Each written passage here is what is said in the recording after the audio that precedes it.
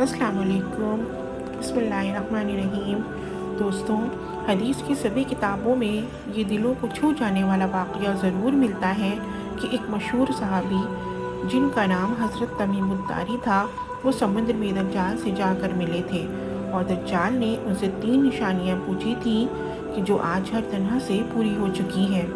حدیث میں آتا ہے کہ مشہور صحابی حضرت تمیم الداری اپنے علاقے سے 30,000 آدمیوں کے ساتھ ایک ناؤ پر سوار ہو کر مدینہ شریف کی طرف نکلے تاکہ حضور صلی اللہ علیہ وسلم کے ہاتھوں پر اسلام قبول کر سکیں۔ وہ صحابی خود فرماتے ہیں کہ ہم سبھی 30 آدمی دھیرے دھیرے اپنی ناؤ سے مدینہ کی طرف بڑھ رہے تھے، لیکن ایک رات اچانک سمندر میں طوفان آ گیا اور ہماری ناؤ موجوں کے حوالے ہو گئی۔ وہ سمندری طوفان اتنا زیادہ خطرناک تھا کہ ہوا جدھر کی بھی چلتی ہماری ناؤ ادھر کو ہی چلنے لگتی۔ ہمیں اپنی موت سامنے نظر آ رہی تھی۔ سمندر کی ہر تھپیڑ جب بھی ہماری ناؤ سے آ کر ٹکراتی تو ہمیں یہ خوف رہتا کہ ہماری ناؤ اب الٹ کر تباہ ہوگی یا تب جینے کی کوئی امید نہیں بچی تھی۔ 1 مہینے تک ہماری ناؤ اسی طرح سمندر میں ادھر ادھر بھٹکتی رہی۔ ملاح نے بھی مایوس ہو کر ناؤ کو چلانا چھوڑ دیا تھا۔ 1 مہینہ اسی طرح گزر گیا۔ اچانک ایک صبح ہمیں سمندر میں ہی بہت دور کچھ پیڑ نظر آئے۔ ایسا لگ رہا تھا کہ جیسے وہ پیڑ سمندر کے بیچ لگے ہوں۔ انہیں دیکھ کر ہمیں اندر زندگی کی ایک امید جاگ گئی، کیونکہ سمندر کے بیچ پیڑوں کا مطلب صاف تھا کہ وہاں کوئی آئی لینڈ مطلب ٹاپو ہے کہ جس پر پناہ لے کر ہم اپنی زندگی بچا سکتے ہیں۔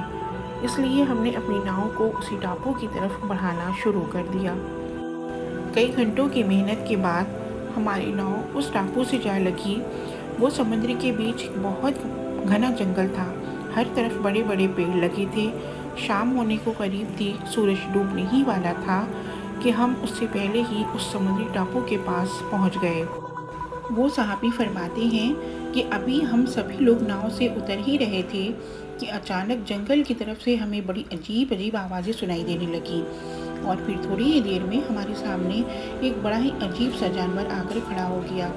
اس کے جسم پر اتنے زیادہ بال تھے کہ سمجھ ہی نہیں آ رہا تھا کہ اس کا چہرہ کدھر ہے اور پیٹھ کدھر ہے۔